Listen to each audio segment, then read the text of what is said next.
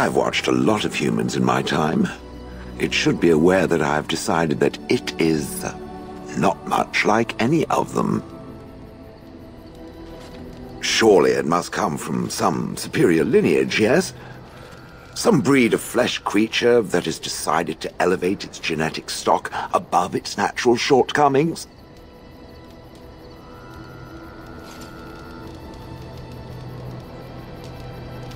Then that must be it. My experience with dwarves is limited, but obviously I need to encounter more of them. Other than Ogren. I would appreciate if it didn't spread around that I said anything. Humans might start to get the wrong idea. They might start thinking their race is not completely hopeless. It is quite welcome. Now, let us crush something into a fine paste before it's...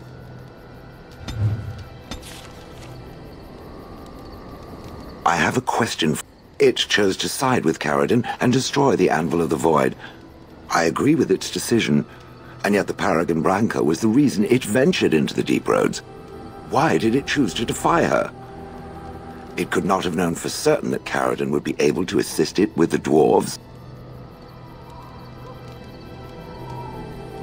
I am pleased, then. I had no idea that was why it did that. At any rate, I wanted to thank it. It gave Caradon the end he wanted, and I'm pleased to have been a part of it. I will have to think on Caradon's words to me. It was...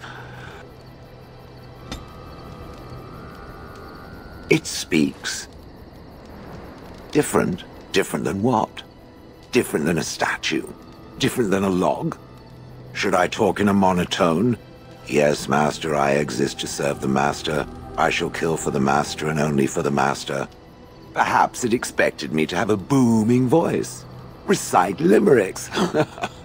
I can recite limericks, if it likes. I suspect it is, as Caradon said, something my former master did changed me.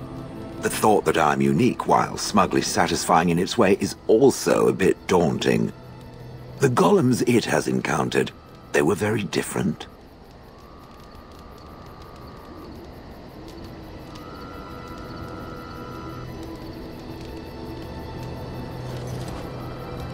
And now there shall be no more. I suppose it is for the best. I don't know what kind of dwarf I was, but as a golem, I am superior in every way. So there is no loss, surely. Imagine the benefits. No need to eat or sleep or perform other functions. Walk underwater, crush the heads of every opponent. The possibilities are limitless. Barring the occasional 30 years or so of paralysis, there's little to compare. Now stop talking so much. The wagging of its moist little tongue is... It speaks.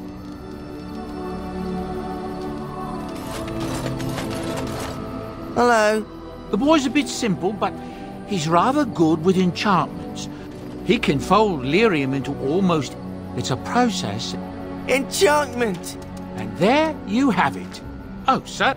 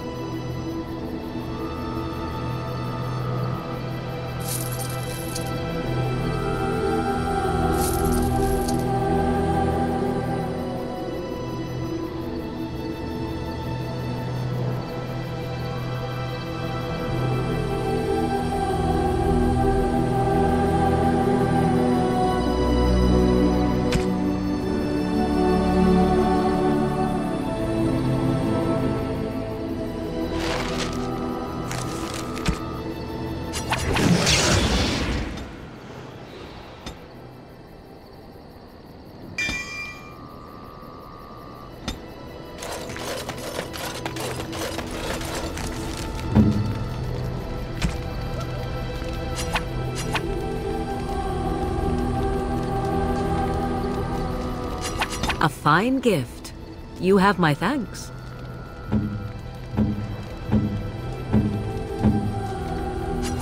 Unexpected. Thank you. I am impressed. My thanks. Unexpected.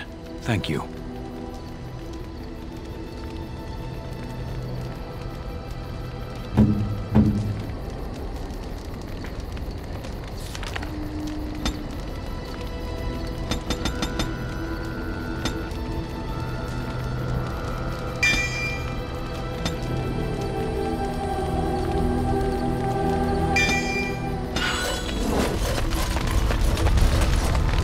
I await your command.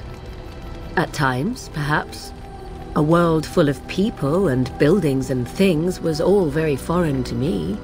If I wished companionship, I ran with the wolves and flew with the birds. If I spoke, 'twas to the trees.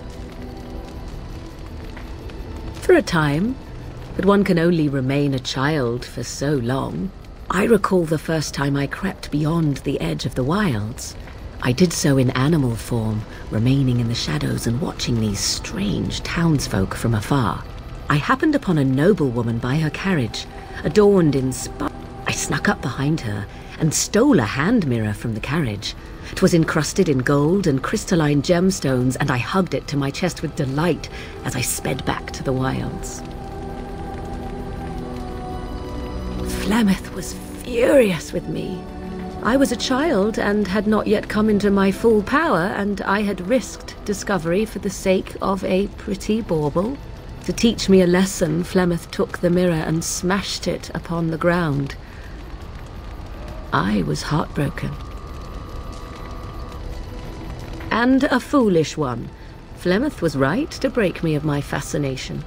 Beauty and love are fleeting and have no... Without those lessons, I would not be here today, as difficult as they might have been. They did indeed. To return to your original question, perhaps my time in the wilds was indeed lonely, but such was how it had to be. I find myself at times wondering what... I await your command. So, full of questions, are you? Well, that depends, does it not? What does she seem to be?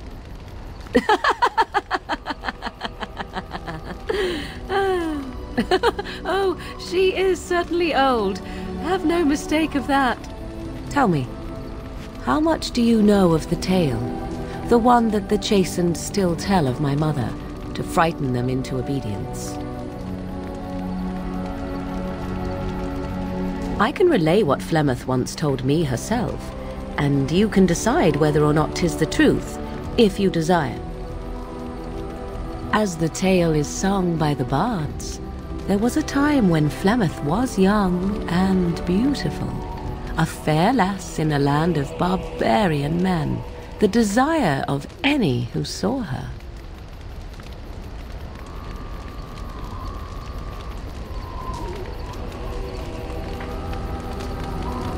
The tales say that Flemeth fell in love with Osen the bard, and fled the castle of her husband, the dread Lord Conabar, and that he swore vengeance for her infidelity.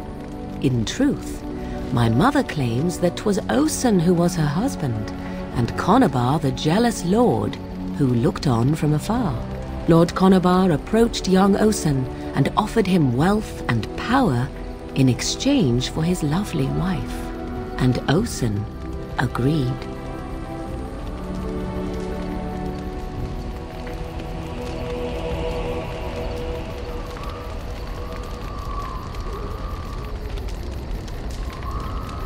Aye, it was. 'Twas Flemeth who suggested the arrangement in the first place. All would have been well had Lord Conabar kept his end of the bargain. But he was a foul man who bargained with coin he did not possess. Osen was led off to a field and slain, left for dead. Flemeth spoke to the spirits and learned of the deed, and swore revenge. That was not the point. Conabar had no honor, so she would not have him. Flemeth begged the spirits to aid her, and 'twas they who slew Conabar. The demon the legend tells of came later. Lord Conobar's allies chased Flemeth, you see. Chased her to the wilds, and there she hid. There she found the demon, and he made her strong.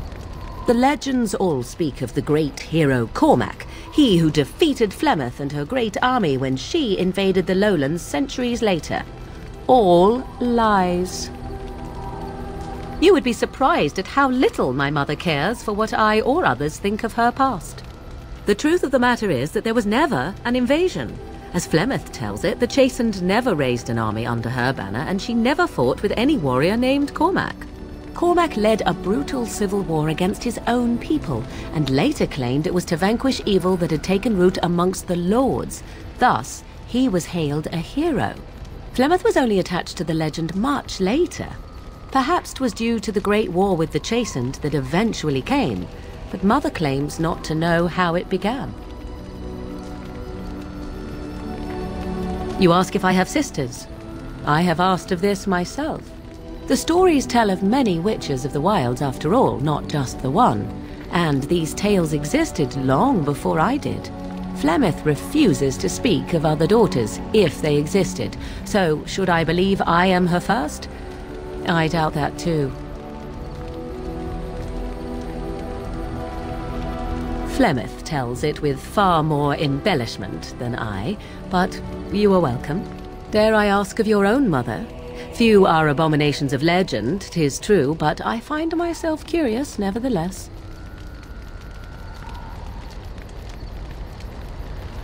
Ah, then you have my sympathies, for what it is worth. Which is very little, I am certain. It matters not. Let us move on.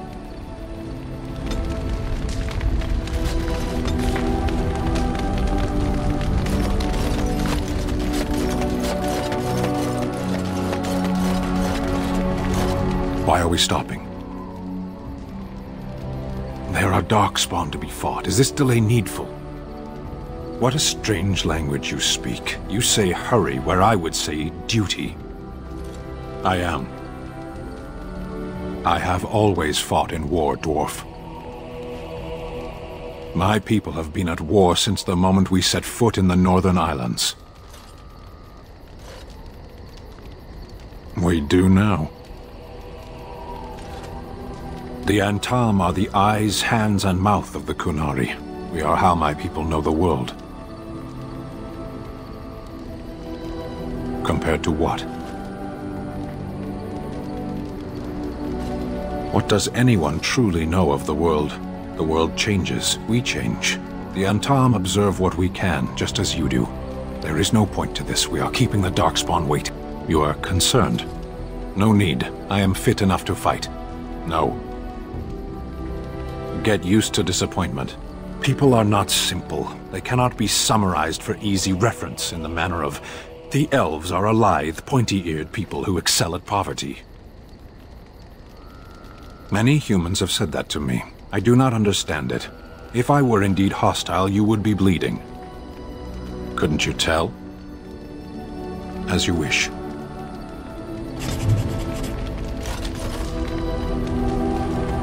You are not quite as callow as I thought.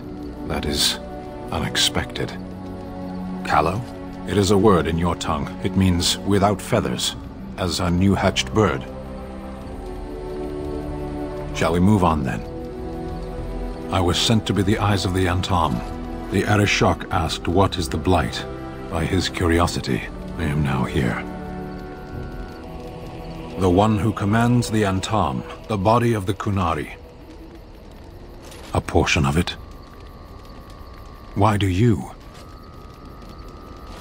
Is it? If the Darkspawn are attacking Ferelden, doesn't that mean there are fewer preying on your own people? Don't strain yourself pondering that. I do not know why the Arishok sent us. He commands and I go. A portion of it. Why do you? Exactly. You don't ask, nor do I.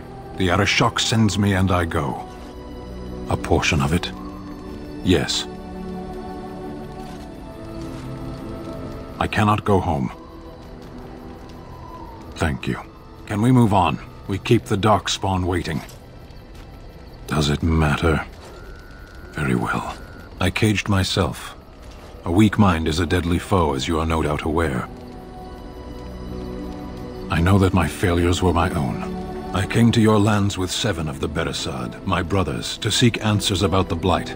We made our way across the Ferelden countryside without incident, seeing nothing of the threat we were sent to observe. Until the night we camped, they came from everywhere. The earth beneath our feet, the air above us. Our own shadows harbored the Darkspawn. I saw the last of the creatures cut down, too late. I fell. I heard the stories of Ostagar. Your kith stood their ground when others fled. No one can do more than that. I don't know how long I lay on the battlefield among the dead, nor do I know how the farmers found me. I only know that when I woke I was no longer among my brothers, and my sword was gone from my hand. I searched for it, and when that failed I asked my rescuers what had become of it. They said they found me with nothing. I killed them with my bare hands. I did. I knew they didn't have the blade. They had no reason to lie to me. I panicked. Unthinking, I struck them down. That sword was made for my hand alone. I have carried it from the day I was set into the Beresad. I was to die wielding it for my people. Even if I could cross Ferelden and Tevinter unarmed and alone to bring my report to the Arishok, I would be slain on sight by the Antam. They would know me as soulless, a deserter. No soldier would cast aside his blade while he drew breath. If I knew where to look, it would be in my hand now. Near Lake Calenhad. Perhaps those words are empty, but thank you all the same.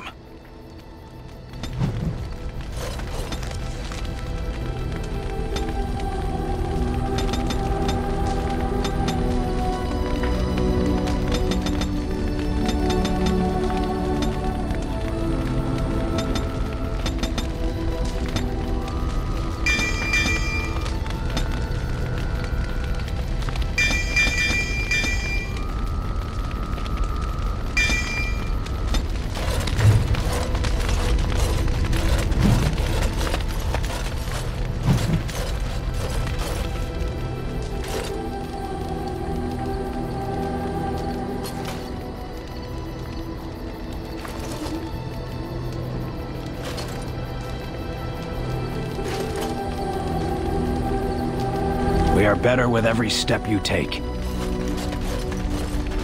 There you are. Wanted to talk to you. Aye, here we go. You and I, we've... You know how sometimes you spend time with people and things? Well, I'll be shaved skin and hung up to dry. It's too soon, though, lady. Too soon. I just wanted to ask a favor. I was thinking, I do know some people out here on the surface. A person, actually. A girl I knew in Orzammar. Before I left, obviously.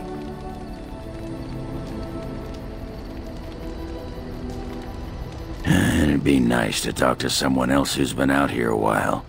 Not, you know, embroiled in a quest to save Ferelden from 1,000 years of darkness or anything. Her name's Felsi. She and I were friends after Branka left for the Deep Roads. I'm sure she's forgiven me by now. Thought maybe I'd track her down, see how she's been living. Me? Cheat? Ah! That iron-thighed shrew had left me long before, and she'd cheated on me with that tramp Hespith. I grant you, I didn't find out about that till after, but hey, truth is truth. Anyway, she left for the surface a year back, and I haven't seen her since. Aye, you are a true pal, Warden. You know that? Last I heard, she was gonna live with her mother on the surface, near some lake.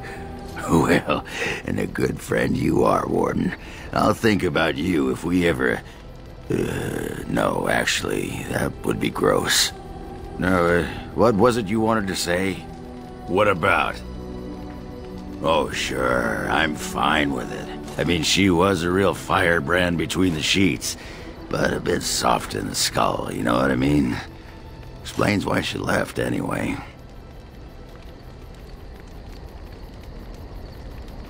Woman was a few columns short of a haul, you know?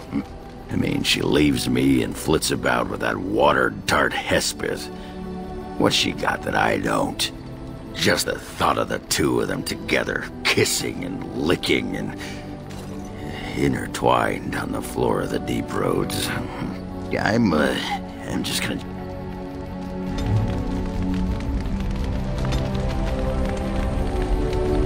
Come to talk to old Ogren, have you? Don't know why. Nothing. I'm fine.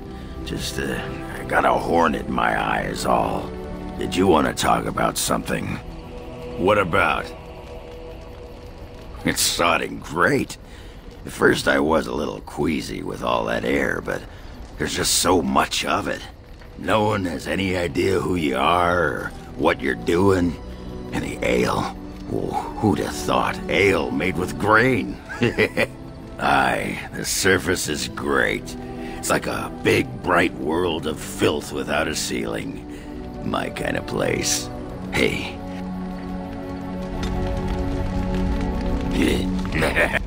I got a moment. What about? What?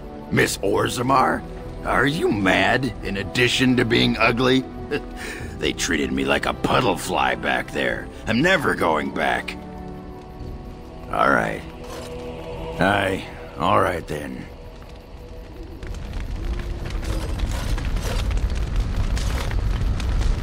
Yes? Well, here I am. I knew this would come up sooner or later. I don't know how to explain, but I had a dream. In it, there was an impenetrable darkness. It was so dense, so real. And there was a noise, a terrible, ungodly noise. I stood on a peak and watched as the darkness consumed everything. And when the storm swallowed the last of the sun's light, I fell, and the darkness drew me in. I suppose I did. That was what the darkness was, no? When I woke, I went to the Chantry's gardens, as I always do. But that day, the rosebush in the corner had flowered. Everyone knew that bush was dead. It was grey and twisted and gnarled, the ugliest thing you ever saw. But there it was, a single beautiful rose. It was as though the Maker stretched out his hand to say, even in the midst of this darkness, there is hope and beauty. Have faith. In my dream, I fell, or maybe I jumped.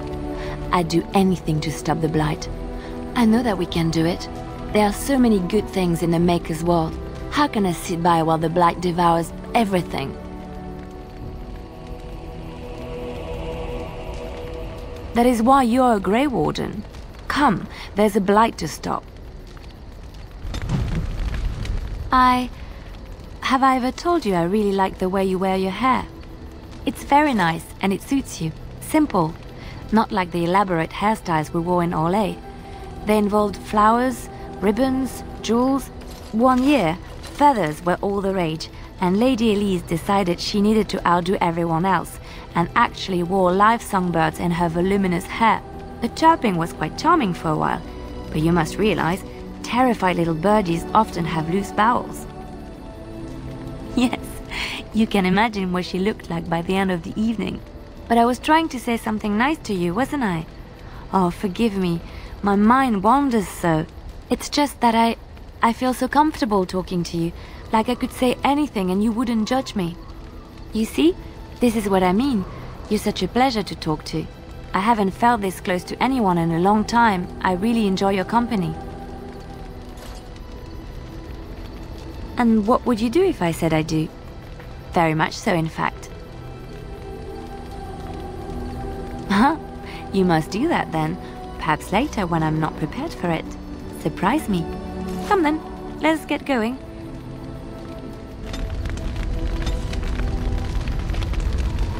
Yes? Something you need? Yes? What's on your mind? My mother was from Denerim, and I consider myself a Ferelden. Mother served an Orlesian noblewoman who lived here when Orlais ruled. When Orlais was defeated and the common folk began to resent the presence of any Orlesian, the lady returned to Orlais. She took my mother with her. I was born in Orlais and did not set foot in Ferelden till much later. Mother was always telling me stories of her homeland. I think she missed it. Mother died when I was very young. Lady Cecily let me stay with her. I had no one else. She was quite old then, and she had me study music and dance to entertain her. It is unfair that I have more memories of Cecily than my mother. She was an elderly lady, very refined and proper. She had impeccable manners and taste, more so than a lot of Orlesian ladies. Cecily was also kind. My mother was unmarried and with child.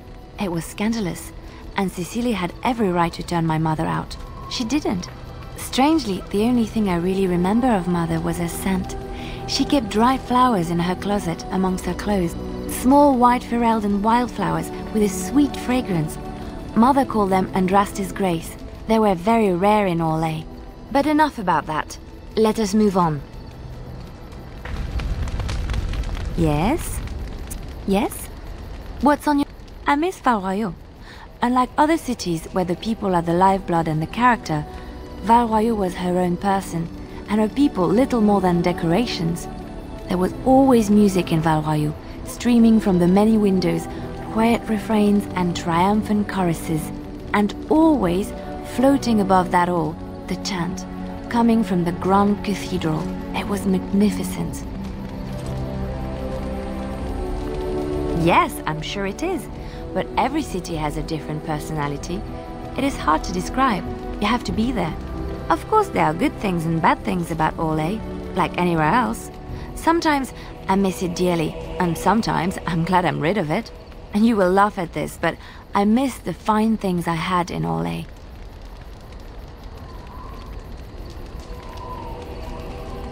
Dresses, fine dresses and furs, and shoes, of course. One can't mingle with nobility with bad shoes, you see. Orlais is very fashionable, almost ridiculously so. But the shoes...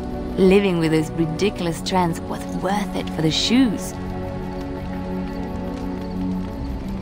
When I left Orlais, the fashion was shoes with delicate tapered heels and embellishments in the front.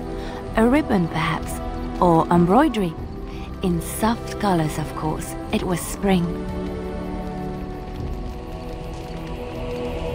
I had my eye on a pair my shoemaker was working on. It was covered in pale blue silk with amber beads on the toe. The shoes made in Orlais were exquisite. Not at all like these clunky fur-lined leather boots you have in Ferelden. Ugh, just look at them.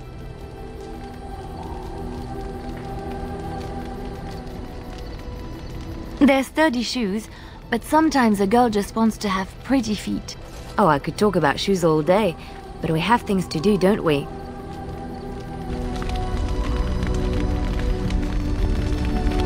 Yes? Something you need? Yes?